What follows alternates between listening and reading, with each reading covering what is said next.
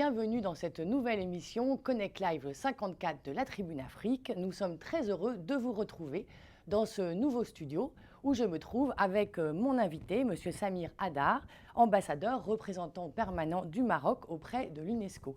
Bonjour. Merci. Bonsoir. Bonsoir. Merci. Dans un rapport publié donc, au mois de juin dernier, l'UNESCO a pointé que les perturbations liées à la pandémie allaient avoir un impact désastreux en matière donc d'inégalité face à l'éducation. C'est un sujet dont nous reparlerons tous les deux. Ensuite, nous viendra bien sûr le débat du jour qui sera consacré au talent. Investir dans les compétences, un levier pour réussir la relance, c'est la question que nous nous poserons avec nos invités. Virginie Dias-Tagnon, donc DRH à L'Oréal, en charge des talents pour l'Afrique, Bintou Konaré, DRH de Côte d'Ivoire Terminal, et Hugues Lévesque, directeur du campus ESSEC Afrique. Nous vous retrouverons tout à l'heure. Et puis, chers internautes, nous vous entendrons puisque nous consacrerons une séquence de 15 minutes pour répondre aux questions que vous poserez à nos invités sur nos réseaux sociaux. Et puis, nous conclurons tous ensemble. Mais passons tout de suite à l'interview.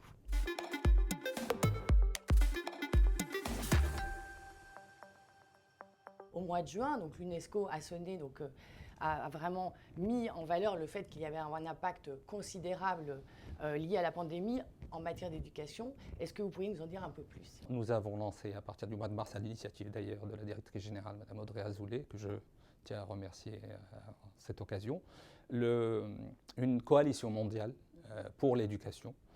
Et je dirais que la légitimité de l'UNESCO a permis de rassembler des États, la plupart des États, des organisations internationales, des acteurs privés, des acteurs associatifs, pour justement essayer d'apporter des réponses adéquates, des réponses rapides à cette problématique qui est au cœur de l'action de l'UNESCO.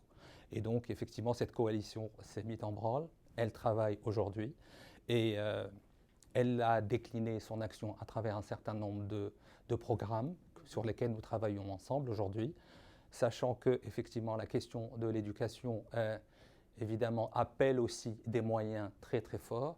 Et c'est pour cela aussi que nous avons souhaité pouvoir avoir à bord un maximum d'acteurs, notamment des multinationales comme Microsoft, comme IBM, d'autres comme Orange ici en France, etc., qui participent à cette coalition pour pouvoir justement essayer d'aider, notamment les plus défavorisés. On peut parler aussi de l'Afrique aujourd'hui, bien sûr, parce que en milieu rural, par exemple, ou dans des régions éloignées des centres urbains, il y a eu beaucoup, malheureusement, de déperditions en termes de scolarisation. Et donc, nous avons souhaité que, justement, qu'on puisse apporter des réponses adéquates, des réponses fortes et très rapidement pour ne pas, justement, devoir gérer une déperdition. Et puis, bien sûr, il y a la question de la fracture numérique aussi qui a été, malheureusement, mise à jour de manière très, très forte pendant cette crise.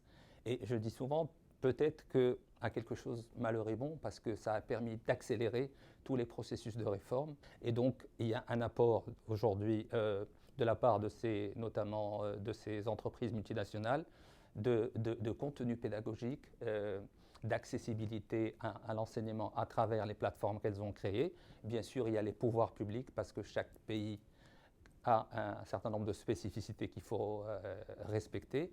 Il y a bien sûr la question des contenus pédagogiques ici aussi qui est extrêmement importante. Et donc, il y a une très grande coordination aujourd'hui entre pouvoirs publics, acteurs privés, acteurs associatifs, et tout cela piloté par l'UNESCO, sachant qu'aujourd'hui, nous ne sommes plus dans le temps de la compétition, nous sommes plus dans le temps de la solidarité. Et donc, nous essayons d'apporter, autant que faire se peut, des solutions adéquates à cette problématique qui est essentielle, parce que l'éducation, comme vous le savez, est au cœur et l'essence du mandat de l'UNESCO. Vous parliez justement du cas des petites filles notamment qui, pour certaines parties d'entre elles, ne reprendront pas finalement le chemin de l'école et ça pose un vrai problème. Est-ce qu'il y a une dimension culturelle aussi? Est-ce que l'UNESCO, parce que c'est vis-à-vis des parents, est-ce que l'UNESCO aussi agit et a des programmes finalement de sensibilisation? L'ancrage à l'école de la part de certains, et notamment le rapport à l'école pour certains parents, était assez fragile.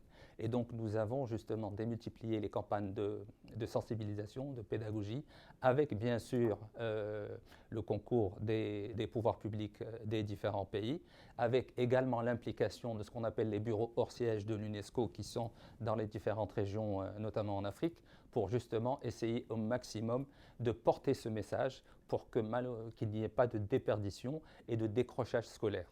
Déjà qu'en temps normal, il y a cette réalité-là, alors imaginez bien que dans un contexte de crise comme celle-là, le risque est démultiplié. Justement, au-delà de ça, donc, il y a d'autres programmes, notamment vous avez souligné l'importance d'avoir des partenariats publics-privés.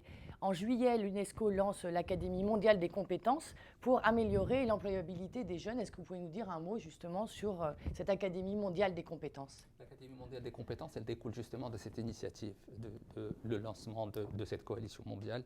Et donc cette académie a été créée et travaille en réseau à travers à peu près, je pense, 250 instituts dédiés à l'enseignement technique et l'enseignement professionnel qui se sont constitués en réseau et qu'on appelle UNEVOC, l'UNESCO, Vocational Education, et puis qui couvre à peu près 160 pays.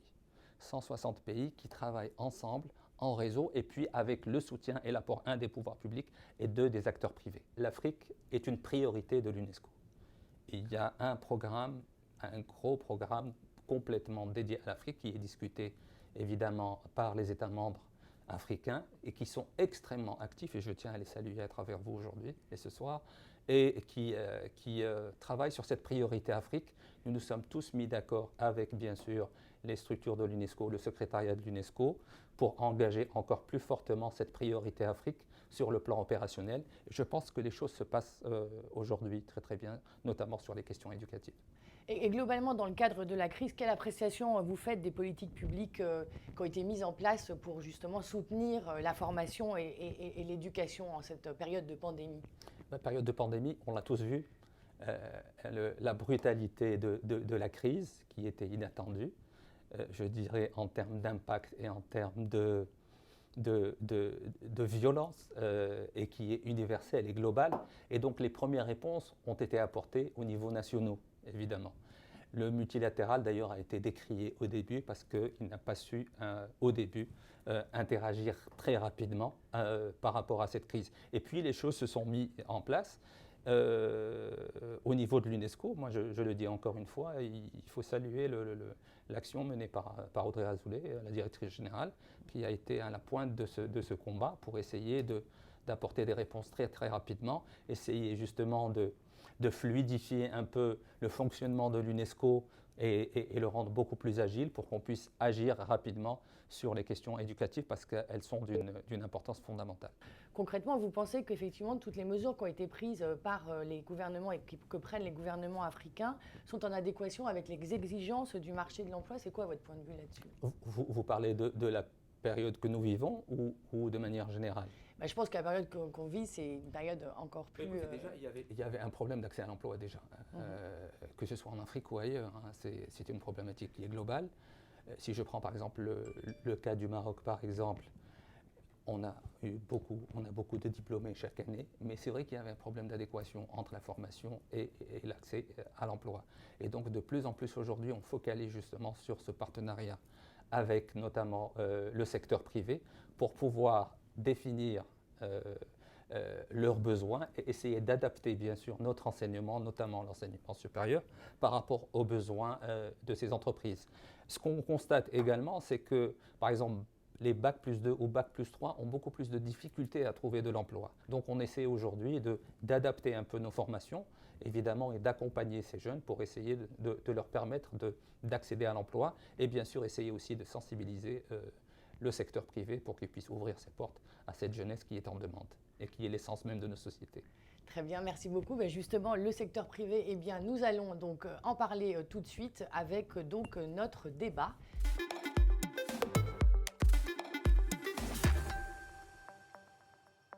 Et je vais tout de suite donc laisser donner la parole donc à nos panélistes, notamment donc Madame Virginie Dias-Tagnon, Je vous remercie tout d'abord pour l'invitation ce soir. Vous occupez donc le poste de directrice des ressources humaines en charge des talents pour l'Afrique pour le groupe L'Oréal depuis février 2017. Est-ce que vous pourriez nous décrire un petit peu votre mission et comment vous faites justement pour attirer les talents? Je suis basée à Johannesburg depuis un peu plus de 3 ans, où j'ai la responsabilité d'attirer et bien entendu de retenir pour le compte du groupe L'Oréal des talents sur le continent africain. Alors comment la raison pour laquelle nous faisons ça, c'est tout simplement parce que l'Afrique pour nous est une région que nous sommes en train de développer au niveau du groupe. Et pour ce faire, nous avons besoin de talents qui connaissent le continent, qui connaissent les attentes de nos consommateurs et qui sont en mesure, je dirais, de nous accompagner dans cette ambition de pouvoir développer notre business sur ce territoire. Donc, pour ce faire, je dirais que nous sommes, il y a 4 ans, nous ne sommes pas partis d'une feuille blanche puisque le groupe, je dirais, avait déjà des talents, je dirais, africains ou des talents qui connaissaient le continent et qui appartenaient déjà à nos organisations. Donc, nous nous sommes appuyés sur ces talents pour je dirais, accélérer développement de notre business. Maintenant, pour ce qui concerne l'attraction, je dirais, des talents, et je vais parler plutôt des talents juniors, puisque l'ambassadeur faisait référence aux jeunes, et je pense que pour nous, les jeunes, au sein du groupe L'Oréal, c'est extrêmement important, puisque 70% de nos recrutements sont des recrutements qui sont faits dans les campus. Donc, ce sont des recrutements sortis d'école. D'où l'importance pour nous, je dirais, de créer des partenariats solides avec des établissements scolaires qui, pour certains, ont lancé, je dirais, des programmes Europe, Afrique ou des programmes qui sont 100% sur le continent africain. Je pourrais en citer quelques-uns avec lesquels nous travaillons. Nous avons également, je dirais, lancé des programmes qui étaient des programmes globaux au sein du groupe pour, je dirais, attirer ces talents et pour aider les talents africains. Nous avons lancé un programme de bourse d'études, mais de bourse d'excellence. Et je suis fière de dire que le groupe L'Oréal, au cours des 3 dernières années, a investi 30 bourses d'études dédié exclusivement à des jeunes talents de l'Afrique, du continent africain, leur donnant je dirais, l'opportunité d'aller étudier sur le continent africain, dans des pays qui ne sont pas leur pays d'origine, mais également à l'étranger. Et nous avons des étudiants qui ont étudié à l'île Maurice, qui a une vocation de hub d'éducation pour l'Afrique, des étudiants qui ont étudié, en France, sur le campus de l'Institut d'études politiques de Paris, le campus de Reims, qui est un campus dédié avec un programme Europe-Afrique. Nous avons des étudiants également qui ont étudié, je dirais même en Angleterre, payés avec des études financées intégralement par le groupe L'Oréal. Et pour nous, je dirais, la contrepartie, c'est que ces étudiants travaillent pour nous ensuite et ils ont la chance, je dirais, d'avoir l'engagement du groupe L'Oréal de les recruter à la fin de leurs études.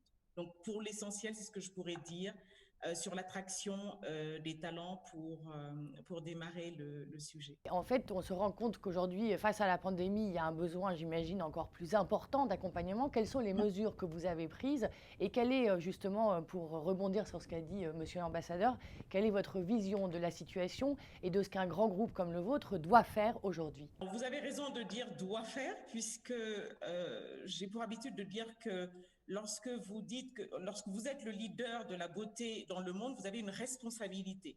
Et votre responsabilité, c'est de faire en sorte, je dirais, d'avoir des engagements d'un point de vue de responsabilité sociale, Et donc, nous, dans le cadre de je dirais, de la pandémie, bien entendu, nous avons continué d'accompagner les jeunes talents qui sont bénéficiaires de bourses chez nous. Nous leur avons offert l'opportunité de faire des stages et nous l'avons appelé e-internship parce que pour certains, ils avaient besoin de valider leur cursus pédagogique avec ces stages. Et bon, autant vous dire que dans un contexte où nous travaillons pour l'essentiel, je dirais, en équipe alternée, il n'était pas très pratique, je dirais, d'accueillir ces étudiants au sein de nos bureaux, mais nous avons fait en sorte de leur confier une mission avec, je dirais, un maître de stage et toutes les conditions accompagnant, je dirais, la réalisation de ce stage. Donc ça, c'est véritablement une action que nous avons mise en place. Nous leur garantissons également le recrutement malgré le contexte compliqué au niveau, je dirais, pas du groupe, mais je dirais c'est un contexte mondial aujourd'hui, c'est-à-dire que le groupe L'Oréal a garanti l'emploi à l'ensemble de ses 90 000 collaborateurs. Et pour les étudiants je dirais, avec lesquels nous avons un partenariat, nous avons maintenu également l'engagement de les recruter. Et je suis fière également de dire, tout à l'heure, l'ambassadeur parlait des jeunes filles et du décrochage scolaire. Je suis fière de dire aussi que le groupe L'Oréal a accompagné cet été une association, notamment au Sénégal, l'association Shine to Lead, qui est une association qui accompagne des jeunes filles défavorisées. Et pour éviter le décrochage scolaire, qui a organisé un programme de cours de vacances durant l'été. Et nous, au sein du groupe L'Oréal, nous avons sponsorisé 10 jeunes filles pour leur scolarité et bien entendu dans le cadre également du financement de ces cours de vacances scolaires. Voilà donc, je dirais en résumé ce que je peux partager pour le moment avec vous et bien entendu avec grand plaisir pour développer au fil de l'eau. Juste pour rester un tout petit peu sur L'Oréal, donc 3 chercheuses africaines ont été honorées lors de la 21e édition du prix international L'Oréal et l'UNESCO pour les femmes et la science. Donc c'est un programme très important. Au-delà donc de cet aspect plutôt RSE, ce genre d'initiative peut-elle participer à l'émergence de nouveaux talents pour les entreprises de demain? C'est-à-dire, quel était finalement l'objectif de ce prix et en quoi finalement ça peut vraiment favoriser l'émergence de nouveaux talents en Afrique notamment? Alors pour nous, le prix, je dirais, de For Women in Science que nous avons en partenariat avec l'UNESCO est un prix, je dirais, qui est fondamental dans notre organisation. Nous sommes fiers d'avoir accompagné des femmes qui sont devenues prix Nobel. Et pourquoi c'est important? Parce que nous notons, notamment au niveau du continent africain, alors pour des raisons parfois culturelles, que les jeunes filles ne choisissent pas naturellement la filière scientifique lorsqu'il s'agit du choix de leurs études, alors que très souvent, elles sont brillantes dans les matières scientifiques que sont les mathématiques, la physique, etc. Et alors, parfois, ce sont, je dirais, des autocensures qu'elles se mettent, mais parfois, ça peut être également l'écosystème familial, amical ou autre qui les en dissuade. Et pour nous, c'est important de montrer qu'il y a des exemples de femmes leaders qui, je dirais, dans la filière scientifique, vont jusqu'au bout de l'histoire.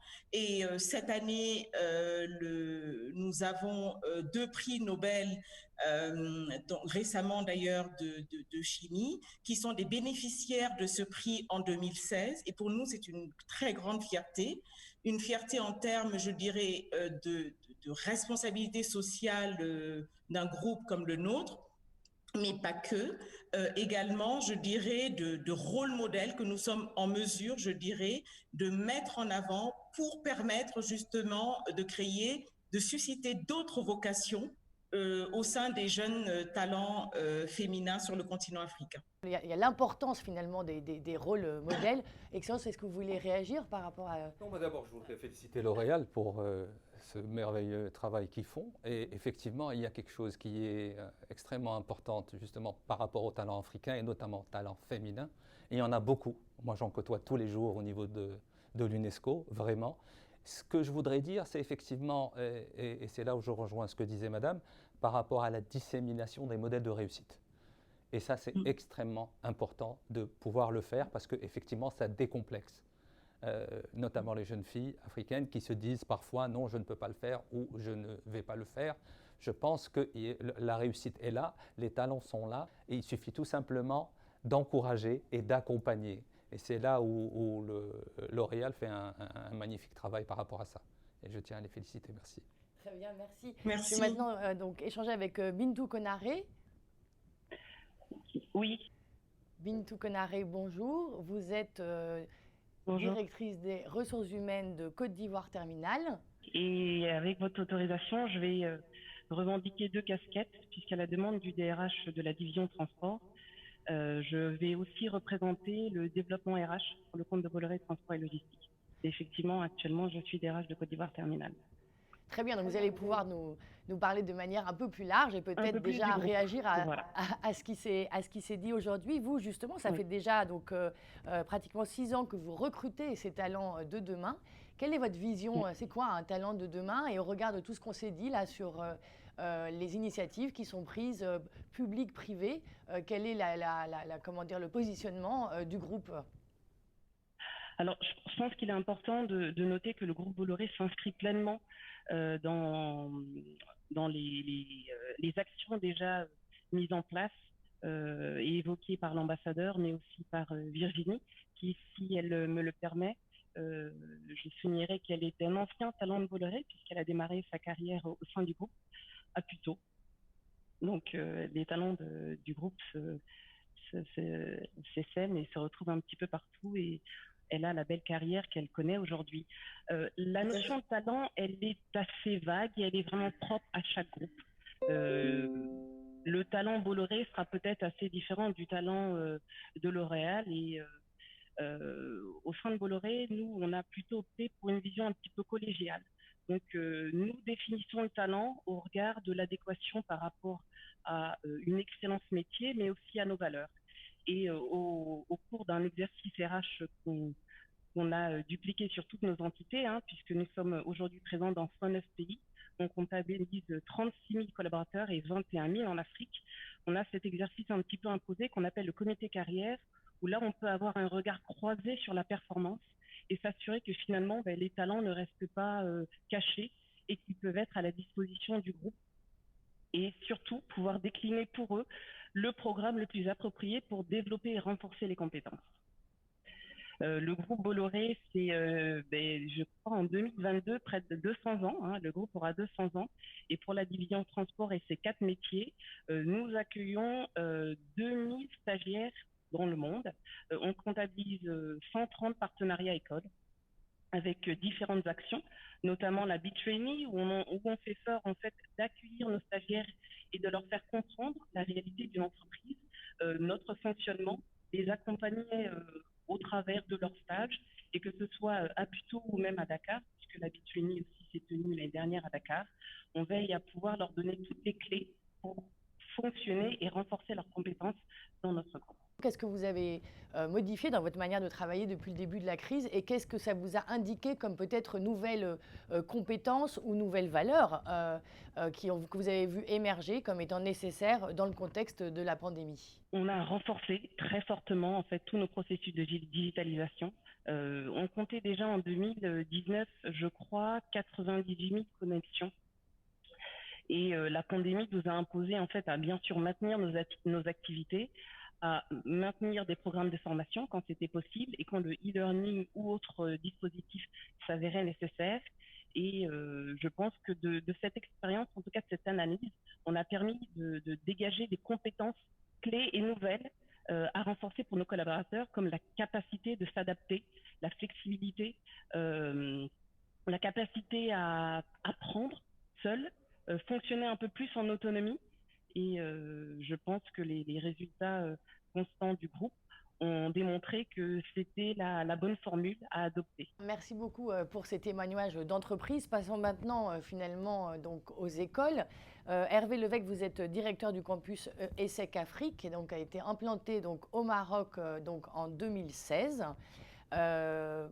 Racontez-nous un petit peu comment vous avez vu évoluer l'enseignement. Je crois que vous m'avez raconté que vous étiez parti avec une certaine idée de ce qu'allait être l'ESSEC en Afrique. Et puis, peu à peu, vous êtes bien sûr adapté au contexte et à la demande en créant rapidement et récemment un nouveau bachelor en management digital. Qu'est-ce qui a motivé cette décision et comment vous voyez cette formation et quel type juste de talent vous souhaitez faire émerger grâce à cette formation pour le continent africain? Effectivement, nous sommes arrivés avec une ambition de pouvoir élargir les expériences et l'offre que l'on propose aux étudiants et aux participants de l'école en proposant cette ouverture sur l'Afrique. Et bien évidemment, et un peu comme toujours, on arrive avec beaucoup d'idées un petit peu préconçues, parfois une certaine arrogance quand on s'appelle l'ESSEC et qu'on arrive au Maroc. On se confronte finalement à une certaine réalité qui met en évidence certains décalages. Les attentes ne sont pas forcément les mêmes. Les profils des étudiants aussi que l'on accueille sont parfois différents de ce qu'on avait imaginé en termes de leur histoire. Il n'y a pas de différence qualitative. D'ailleurs, s'il y en avait vraiment une, elle serait plutôt en faveur des étudiants que l'on trouve ici au Maroc et plus largement en Afrique. Mais voilà, en termes de développement personnel, en termes de posture, en termes de discours, en termes même d'ouverture, on observe des différences. Et donc, ce que l'on a amené assez naturellement de la France vers le Maroc et vers l'Afrique n'était pas forcément finalement une bonne réponse aux attentes locales. Et ça nous a donc amené à réfléchir, parce que les choses ne sont pas franchement passées comme on l'avait imaginé. Ça nous a amené à réfléchir à comment faire évoluer cette offre pour finalement mieux répondre à la fois aux caractéristiques, aux attentes des étudiants pour bien les former, et puis être aussi bien positionné par rapport aux besoins identifiés, surtout dans la zone Maroc-Afrique. Et ça nous a conduit effectivement à réorienter une offre qui était assez généraliste vers des problématiques beaucoup plus tournées vers l'entrepreneuriat, vers l'innovation et aussi vers tout ce qui est digital. Et puis finalement, essayer de nous positionner et de nous inscrire en complémentarité avec des offres locales, donc nous ancrer vraiment dans le tissu local. On avait un échange récemment avec une école d'informatique ici, l'ENSIAS, qui nous expliquait qu'ils formaient des ingénieurs qui étaient très très bons et très très compétents dans leur discipline, mais finalement assez gauches lorsqu'ils arrivaient dans les entreprises et qui n'avaient pas cette compétence, cette sensibilité, cette intelligence de l'entreprise qui finalement leur permet et leur permettra de décupler le potentiel de contribution qu'ils ont en arrivant. Et donc, pour nous, c'est toute cette découverte, cette envie de collaborer localement, cet ancrage local pour mieux répondre aux besoins et finalement à des opportunités qui se présentent je dirais sur le continent africain. Et donc on a une approche donc, qui est pour vraiment... bien comprendre, juste pour bien résumer et peut-être rentrer vraiment dans le vif du sujet par rapport aux besoins en fait sur le continent. Au départ, donc l'ESSEC avait créé donc ce campus dans le but surtout de favoriser les échanges avec finalement l'école existante, avec les programmes existants, et vous êtes vite rendu compte qu'il fallait évidemment adapter les programmes et adapter votre proposition aux besoins du continent lui-même. Est-ce que vous pourriez justement nous dresser un peu un portrait robot donc des talents que vous y avez trouvés et des talents dont a besoin, à votre sens, le continent et les entreprises du continent, celles qu'on a vues à l'instant et d'autres?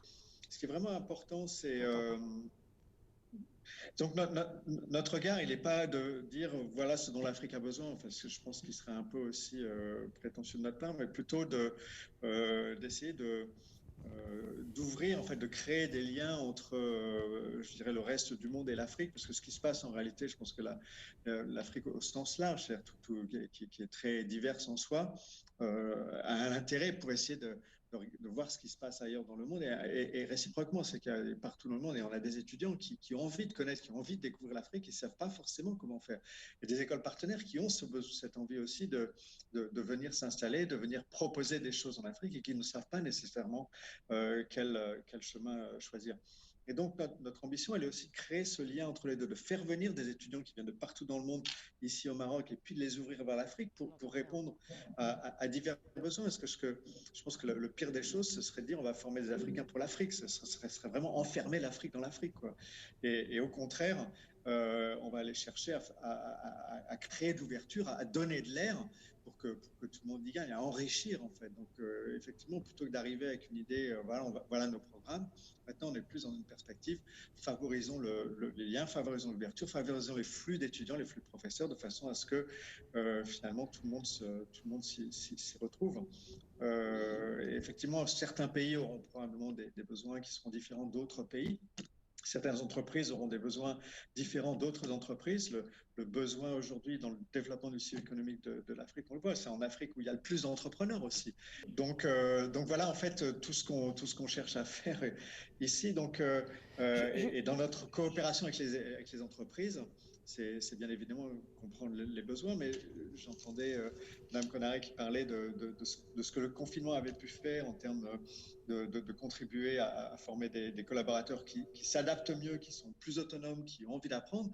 C'est exactement ce qu'on va faire avec nos étudiants. Dans la démarche, bien sûr, ils vont apprendre des choses quand ils seront chez nous, mais on va, dans la posture, encourager ce type de comportement. On parle beaucoup de la tendance à l'africanisation des ressources. En réalité, on se rend compte que les entreprises préfèrent puiser dans le vivier de la diaspora. Et par exemple, une étude récente de la Banque mondiale quand même avance le fait que 30% seulement des Africains trouvent un premier emploi dans leur pays d'origine, alors que 12 millions de jeunes arrivent chaque année sur le continent, sur le marché du travail, et on estime que leur nombre va quadrupler d'ici 2050. Donc on a quand même l'impression que d'un côté, on parle d'africanisation, mais qu'en réalité, le système n'a pas vraiment évolué. Alors bon, je voudrais poser un petit peu la question à chacun d'entre vous, de votre point de vue, et dire la réalité des choses.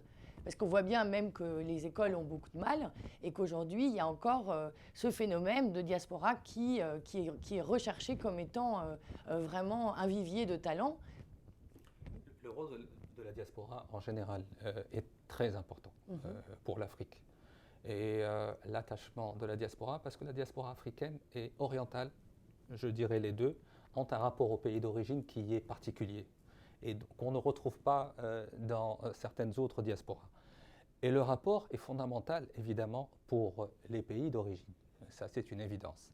Maintenant, évidemment, nous sommes confrontés à une difficulté. Vous parliez tout à l'heure, justement, de la difficulté de trouver de l'emploi par rapport aux diplômés du CRU. Effectivement, c'est une réalité.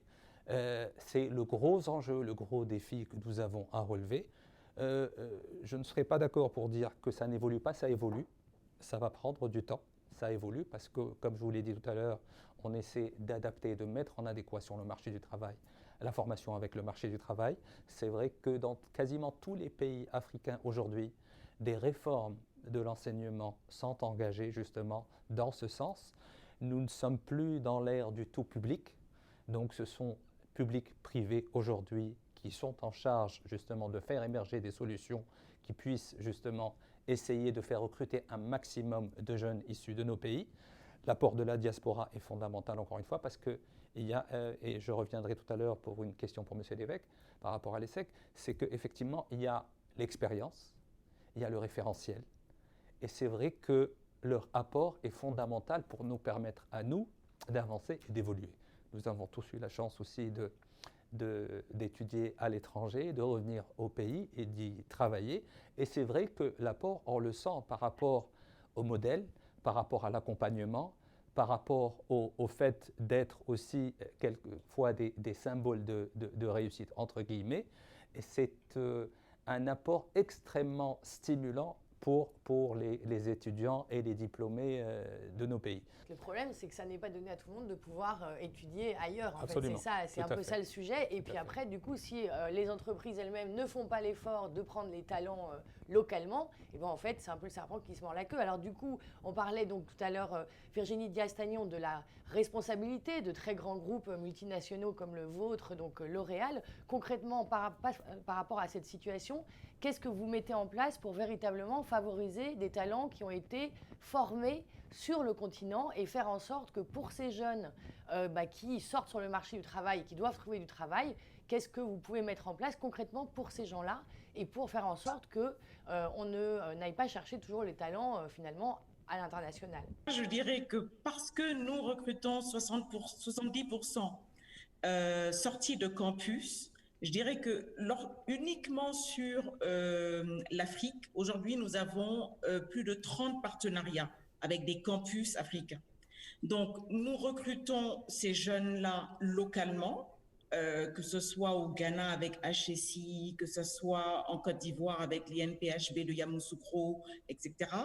Nous recrutons également ces jeunes-là qui ont eu la chance, je dirais, de partir à l'étranger, que ce soit, comme je vous ai dit tout à l'heure, à Sciences Po sur le programme Europe-Afrique, mais ils ont fait je dirais, ce sont des jeunes pour l'essentiel qui viennent de pays d'origine africains. Que ce soit également, j'ai parlé tout à l'heure de Maurice, nous avons notamment un partenariat avec l'école centrale Nantes, où nous avons 3 boursiers kenyans qui ont vocation à rentrer chez eux. Donc je dirais qu'aujourd'hui, naturellement, par le biais des actions que nous avons mises en place, nous favorisons l'emploi localement sur le continent africain. Nous avons également lancé il y a 4 ans un business case dénommé Brainstorm, que nous avons lancé dans 11 pays africains avec un partenariat au sein de 30 campus. Et nous avons, je dirais, nous identifions des talents par le biais de cette compétition qui permet à des étudiants de partir d'une feuille blanche et je dirais de créer tout un business case en fonction d'une thématique qui est présentée par L'Oréal. Donc, lorsque, je dirais, il s'agit de recruter des talents locaux, je pense qu'aujourd'hui, nous avons le terreau pour faire en sorte de donner la priorité à des jeunes talents africains qui sont sur le continent ou qui sont partis à l'étranger, mais que nous faisons revenir. En revanche, je voudrais juste faire un lien avec la diaspora que vous évoquiez. Pour nous, dans une industrie FMCG en Afrique, il est important, je dirais, que les talents que nous recrutons fassent preuve également d'humilité. Et j'en parle vraiment avec, je dirais, maintenant 3 ans de recul. Il est plus facile pour nous, avec les talents qui sont sur place, je dirais, de leur permettre d'avoir cet esprit entrepreneurial qui est fondamental pour réussir sur des marchés qui sont en développement. La diaspora, elle est fondamentale, ça c'est certain. En revanche, les attentes aujourd'hui de la diaspora, on se rend compte qu'elles sont parfois, je dirais, en décalage avec la réalité de ce que nous sommes également en mesure d'offrir sur le continent. Donc je pense qu'un mix des deux est important, mais ce qui est fondamental, c'est, je parlais d'humilité, mais l'humilité, c'est également sur la capacité de ceux qui arrivent, je dirais, de l'étranger, qui ont une expérience déjà à l'étranger, et qui ont des origines africaines, c'est leur capacité également à s'adapter aux interlocuteurs locaux et ne pas arriver, je dirais, en sachant. Et c'est vrai que lorsque nous sommes confrontés à cette problématique, le fit culturel, malheureusement, il ne passe pas, y compris lorsque l'on est africain, parce que ceux qui sont restés sur le continent ou ceux qui sont partis et qui sont revenus immédiatement, Mais ils ont également, je dirais, des aspirations. Ils souhaitent que leur savoir soit reconnu. Donc, je dirais que notre rôle aujourd'hui au sein du groupe L'Oréal, c'est de faire en sorte d'attirer des talents, je dirais, qui fit avec je dirais, la réalité du contexte auquel nous sommes exposés sur des marchés qui sont des marchés émergents. On voit bien que dans tous les grands pays, étudier dans une école de commerce en France, c'est différent que d'être aux États-Unis. La culture n'est pas la même et finalement, chaque pays crée sa culture au travers des écoles qu'il va monter aussi. Donc c'est quand même ça c'est quand même très important au-delà juste de réimporter. Vous vouliez poser une question tout à l'heure, donc. Non, effectivement, pour Monsieur Lévesque. Monsieur Lévesque. Non, c'est par curiosité parce que je sais et j'ai dans mon cercle d'amis au Maroc beaucoup de grands patrons qui sont issus de l'ESSEC Paris et donc qui sont parfaitement intégrés. Et c'est vrai que, pour rejoindre ce que disait Madame, il y a un effort d'adaptation à faire d'un côté, mais il y a aussi des progrès à faire de notre côté aussi par rapport au fait de créer les conditions d'un retour qui soit moins choquant. C'est vrai qu'on a des expériences de réussite extraordinaires de gens de la diaspora qui sont revenus au Maroc, travailler, et ils y sont encore. Il y en a beaucoup. Et donc, c'est vrai qu'il y a une co-responsabilité par rapport au fait d'essayer de rapatrier les talents. Et c'est vrai que parfois, ils s'assoient même sur des conditions matérielles pour pouvoir revenir travailler dans leur pays d'origine, à condition évidemment de créer les conditions. On parle aujourd'hui de l'Afrique. Ce que je peux dire, c'est qu'il y a véritablement une dynamique de changement en Afrique qui est réelle, qui diffère évidemment d'un pays à l'autre, mais elle est là. Et il y a une véritable aussi nouvelle conscience africaine qui a émergé à travers d'une nouvelle élite qui a également émergé en Afrique et qui pense différemment, qui agit différemment et qui a aussi comme référentiel les plus grands standards internationaux. Et c'est ça qui va nous permettre peut-être à l'avenir justement de faire émerger ce continent qui est plein de promesses. Par rapport à M. Lévesque, c'est tout simplement quelle difficulté il a trouvé parce qu'il parlait d'une nécessaire adaptation, notamment par rapport peut-être au curricula. Je voudrais juste savoir quelles sont les difficultés auxquelles il a été confronté, sachant qu'il y a beaucoup de diplômés de l'ESSEC Paris qui travaillent au Maroc et qui réussissent très bien et qui dirigent de très grandes entreprises d'ailleurs. Monsieur Lévesque, une réponse mais rapide s'il vous plaît, car après je voudrais laisser la parole aux internautes. Merci.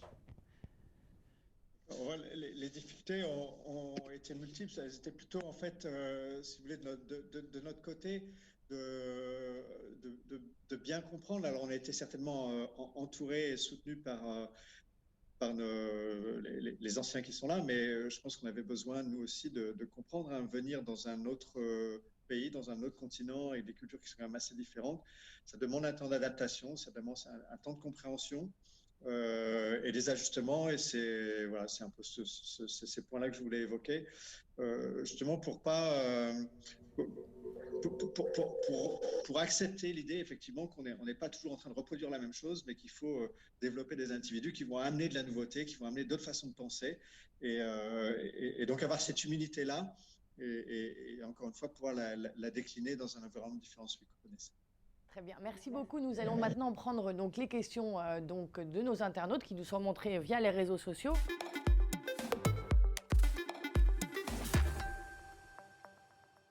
Elles sont très nombreuses et elles s'adressent à chacun d'entre vous. Tout d'abord donc à Bolloré, donc évidemment à Bintou Konaré. Bolloré est aujourd'hui parmi les entreprises ayant un taux d'expatriés important en Afrique, occupant des postes stratégiques. Comment expliquez-vous cela? Comment vous positionnez-vous par rapport à ce phénomène et accompagnez-vous vos talents locaux pour les faire monter en puissance sur les postes stratégiques? Effectivement, c'est une perception récurrente. Pour le cas de Côte d'Ivoire Terminal, nous avons pour ambition de recruter 450 emplois directs et avec bien sûr une proportion d'Ivoiriens forte, parce qu'on est persuadé de pouvoir trouver localement l'expertise et les talents nécessaires pour pouvoir faire fonctionner le deuxième terminal à conteneurs. Donc j'espère répondre peut-être indirectement à la question, mais c'est vrai que quand on prend l'historique du groupe, je pense qu'il y avait une proportion peut-être un peu trop forte d'expatriés, mais je pense que les choses ont bien évolué depuis Et je pourrais citer l'exemple du Be Tomorrow, qui est un programme complètement adressé aux jeunes talents. Et on avait eu la chance de pouvoir identifier plus d'une quarantaine de talents africains qui ont pu, au travers de ce programme, se former, renforcer leur capacité managériale, leur expertise métier aussi, au travers d'un business game. Et c'est bien là la preuve que le groupe Bolloré est en mesure de trouver localement ses talents et ses ressources de demain. Que fait L'Oréal, et peut-être Bolloré si vous avez des choses à nous dire là-dessus, que fait L'Oréal pour accompagner les jeunes startups africaines dans le secteur de la beauté? Alors, pour moi, cette question, effectivement, elle est importante. Tout à l'heure, Monsieur l'évêque parlait de l'importance de l'entrepreneuriat sur le continent. Nous avons, je dirais, le privilège d'avoir noué des partenariats avec des jeunes entrepreneurs africains qui accompagnent par le biais de programmes d'accélérateurs digitaux, notamment, des startups africaines, avec un focus particulier d'ailleurs sur des femmes entrepreneurs ou des jeunes entrepreneurs. Pour ne pas je pourrais citer par exemple le partenariat que nous avons depuis 4 ans maintenant avec l'organisation She Leads Africa, donc qui est dirigée notamment par Afua Ozeyi. Au travers de ce partenariat, nous accompagnons chaque année une vingtaine de femmes ou d'hommes entrepreneurs et nous les accompagnons sur des business notamment qui sont en lien avec notre activité. Je pense à une start-up par exemple qui avait pour vocation je dirais, d'être le référencement, enfin la start-up qui évaluait des produits cosmétiques sur le continent africain. Nous avons accompagné financièrement cette start-up et nous avons également, par le biais d'un programme d'accélérateur, permis à ces startups d'être en contact avec des dirigeants de L'Oréal en Afrique qui les ont accompagnés sur des aspects de finance, de ressources humaines, des aspects commerciaux, etc. Donc sur des programmes qui durent sur plusieurs mois. Donc je suis fière de dire que nous accompagnons beaucoup de startups sur le continent africain au travers, je dirais, d'organisations comme She Leads Africa. Cette question des startups est une question très importante en Afrique, puisqu'on sait que le taux d'entrepreneurs est le plus élevé au monde. Alors bien sûr, il y a le secteur informel, mais il y a aussi vraiment une culture entrepreneuriale. Comment est-ce que justement, en tant que grand groupe, là aujourd'hui on n'a que des représentants de grands groupes, on aurait pu effectivement inviter des start-upers, on le fera bien sûr la prochaine fois, mais comment justement le groupe Bolloré par exemple participe de l'émergence donc de start-up? Et autre question du coup, peut-être pour l'ESSEC, comment justement dans la formation on va tenir compte de ce besoin de former en fait les jeunes à monter des startups, ce qui est complètement différent que de finalement former des jeunes pour qu'ils rentrent dans un grand groupe. Première question peut-être pour Bintou Konaré. Pour illustrer un exemple assez concret qu'on a mis en place en Guinée et ce qu'on a pu faire autour des Blue Zones, qui ont permis, dans le cadre de nos programmes RSE, d'accompagner des jeunes startups guinéennes, puisqu'on avait l'occasion de mettre à leur disposition en fait la technologie de nos batteries pour leur permettre d'avoir des zones connectées et pouvoir se développer. Donc c'est vrai que le groupe Bolloré, peut-être pas encore à la dimension du groupe L'Oréal, mais j'ai bon espoir d'y arriver très très prochainement et assez vite, contribue aussi en fait localement, puisque nous sommes un acteur très implanté à veiller au développement de notre écosystème et d'assumer notre part d'employeurs responsables. Monsieur Levesque, un petit mot sur justement l'adaptation, encore une fois, donc, de vos programmes à cette dimension entrepreneuriale de l'Afrique. Ça se décline clairement au niveau des programmes que l'on propose. On a créé donc sur le programme Bachelor un parcours en innovation et management digital, donc très, très orienté vers l'entrepreneuriat, qui a débuté cette année. On a un master qui est en train de se créer là aussi sur tout ce qui est entre la dimension entrepreneuriale et d'innovation. On a créé un centre aussi, InLab Africa, dans lequel on accompagne des projets entrepreneuriaux. En particulier, on vient de signer un partenariat avec l'Union des femmes du Maroc, dans lequel on va accompagner, c'est un programme qui va s'étaler sur 5 années, où chaque année, nous allons accompagner des jeunes femmes dans la mise en place de leur projet de développement, leur projet de création d'entreprise. C'est un programme de 4 mois d'accompagnement donc là, il y a 12 projets qui ont été sélectionnés et chaque année, ce nombre va aller augmentant de permettre à encourager, à rendre possible et à donner les moyens, surtout la bonne compréhension des enjeux de l'entrepreneuriat. Donc en dehors de l'école, là, dans la société en général. Donc ça se décline vraiment comme ça à tous les niveaux dans les programmes, des cours qui sont plus orientés vers l'entrepreneuriat, dans l'offre de programme elle-même et de formation, mais aussi dans notre contribution sociétale, on va dire, dans la mise en œuvre de programmes d'accompagnement. Là, en l'occurrence, c'est celui avec les femmes du Maroc, mais on a d'autres projets d'accompagnement entrepreneurial aussi au Maroc et en Afrique. Merci à tous. Cette émission touche à sa fin. Je vais laisser chacun dire un petit mot de conclusion.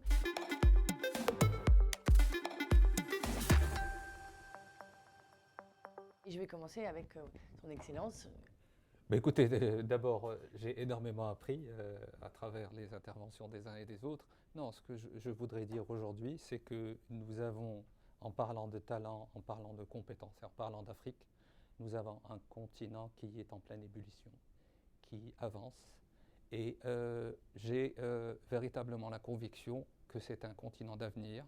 Nous avons des talents extraordinaires à charge pour nous de pouvoir, comme je vous l'ai dit tout à l'heure, créer les conditions pour que ces talents puissent s'exprimer. Quand on parle de talent, et bien sûr, il y a le savoir-faire, il y a pouvoir faire, et il y a évidemment vouloir faire. Et donc, je pense qu'il va falloir mettre en cohérence l'ensemble de ces aspects pour pouvoir faire en sorte que ces talents s'expriment. Et puis, je suis tout à fait optimiste par rapport à l'avenir de l'Afrique, vraiment, sur ce plan-là. Les talents sont merveilleux, j'en côtoie tous les jours, au quotidien. Merci beaucoup. Virginie Diastagnon, pour L'Oréal, un petit mot de conclusion. Pour moi, je dirais que j'étais ravie de partager le plateau avec d'éminents intervenants.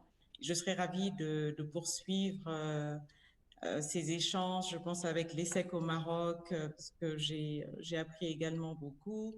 Je salue le groupe Bolloré, au sein duquel, effectivement, j'ai fait mes premières armes en sortant de l'école. Donc, et puis je salue également son Excellence qui nous fait l'honneur d'être là ce soir. Je suis totalement en phase sur le potentiel du continent africain. Je pense que la responsabilité de groupes comme les nôtres, c'est de faire en sorte, je dirais, d'accompagner la croissance de notre business, certes, mais la croissance également du continent. En apportant, je dirais, les produits qui sont demandés par les consommateurs africains, mais en le faisant avec des talents qui connaissent l'Afrique, qui aiment l'Afrique et qui ont envie de contribuer à son développement. Donc nous, notre responsabilité, je dirais, c'est d'attirer aujourd'hui ces talents, de les retenir et de préparer, je dirais, l'ambition de notre groupe de devenir le leader de la beauty tech dans le monde. Voilà ce que je voudrais partager ce soir. Très bien, merci beaucoup. Bintou Konaré. Alors pour conclure, merci beaucoup d'avoir permis au groupe Bolloré de participer à cette table ronde et à titre personnel d'avoir partagé avec tous les interlocuteurs. Je dirais que fort de nos valeurs, le sens entrepreneurial, je pense que le groupe est assez connu pour cette réalité-là. L'agilité, l'innovation, le respect de l'autre, Virginie le soulignait, c'est très important d'avoir aussi cette humilité, de reconnaître que les talents sont partout et on a la certitude, et c'est prouvé au quotidien, que l'Afrique regorge de talents et nous avons bon espoir de continuer et d'accompagner le développement du groupe avec ces talents-là. Et enfin, donc, Hugues Levesque, un petit mot de conclusion. Merci, je partage le plaisir que j'ai eu aussi à participer à cet échange ce soir. J'ai pris note de la proposition pouvoir échanger en dehors du plateau sur d'éventuels partenariats et collaborations qui d'ailleurs existent déjà avec le groupe L'Oréal en France et qu'on pourrait effectivement décliner sur le continent africain, donc ce sera avec plaisir. Oui, enfin pour moi j'espère avoir contribué d'une certaine façon parce que j'ai appris beaucoup et je repars avec beaucoup d'informations intéressantes et riches et à réfléchir pour pouvoir après les traduire dans ce que l'on va proposer à nos étudiants. Ce qu'on va proposer aussi, puisqu'on fait pas mal de formations continues, donc ce qu'on va proposer aussi aux personnes qui sont déjà en entreprise dans leur adaptation, leur évolution. Ce que je constate, ce que je retiens évidemment, c'est cette importance de contribuer à chercher à former des gens qui vont avoir ces envies, ces appétences, mais aussi cette intelligence des situations, cette capacité à s'adapter, l'autonomie, toutes ces caractéristiques qui font qu'on ne va pas faire des gens qui sont nécessairement préformatés, mais des gens qui seront au contraire très force de proposition, très riches et capables d'amener des regards nouveaux, des idées nouvelles et des façons de faire différentes. Parce que je pense que c'est vraiment de ça dont tout le monde a besoin, y compris l'Afrique, je pense, d'avoir des jeunes qui arrivent et qui amènent une façon de faire, une façon de voir, une façon de réfléchir qui est nouvelle, qui est différente et qui justement ne nous enferme pas dans une reproduction d'un système, mais qui en invente un autre. Merci beaucoup à tous. Merci beaucoup, chers internautes, de nous avoir suivis aujourd'hui.